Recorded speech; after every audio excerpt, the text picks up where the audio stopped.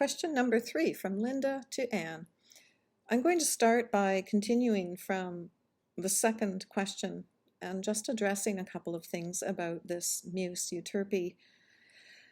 One is I did not mention that the reason I stuck a screw in Euterpe's head was just to reinforce the message that we do always shoot the messenger.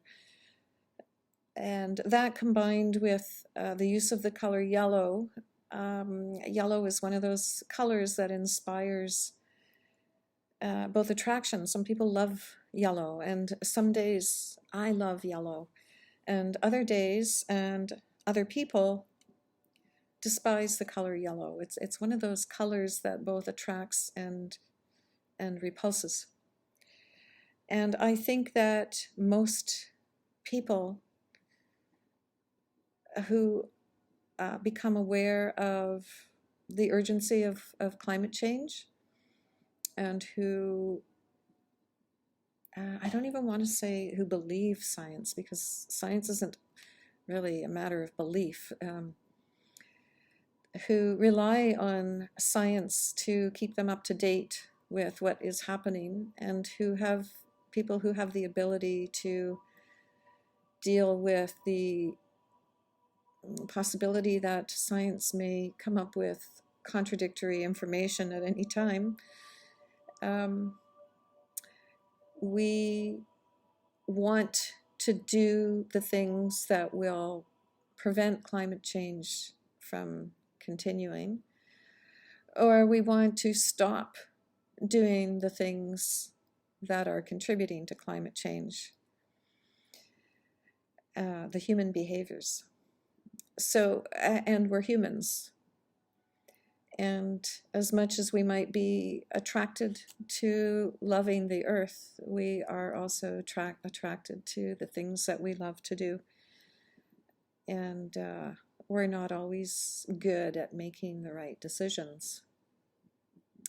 So we're attracted and repulsed at the same time to what we need to do, or by what we need to do. So, yeah, but I'm not always sad. But that's a whole other story. I think I'm going to do a video one day about, this is an idea, is why I hardly ever smile. And the video will have to center around my Scots Presbyterian background, in which that look that I just made could be the mark of having a hilarious reaction to something. That's the curse of the Scots Presbyterian. So, and then the other thing I wanted to clear up before I go on to question number 3 is that the Greek muses of tragedy and comedy are Melpomene and Thalia, the tragic face mask and the happy face mask. And that seems maybe an appropriate next step for this project that is, through these questions, becoming re-enlivened. Thank you very much again, Linda. Question number 3 now. On your blog, so I write this blog, your granddaughter has demonstrated that procession is movable. So there are little videoettes of Lola pulling the procession along, and it's falling over, and she's actually my product tester. Are you thinking of adding further mobility to the installation? What is the significance for you of movement or movability in the Apocalypse Theater? Well, just, I'm not thinking right at this moment of adding things that are movable, but I haven't been thinking about it at all. So I'll just say no for now.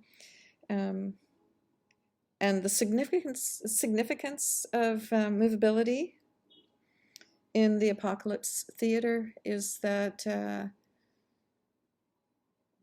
we need to be mutable.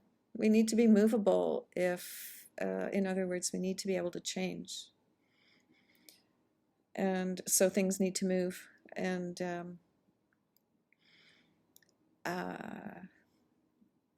since the other figures, I mean, I'm just thinking off the top of my head here. I haven't thought about this at all. Well, I have, as I was working on these figures, I was always thinking how I would like all of them to be able to move, and how do I make them all move, yet keep them kind of rough and ready and wood with rough edges. So without, I don't want to make a cartoon. I need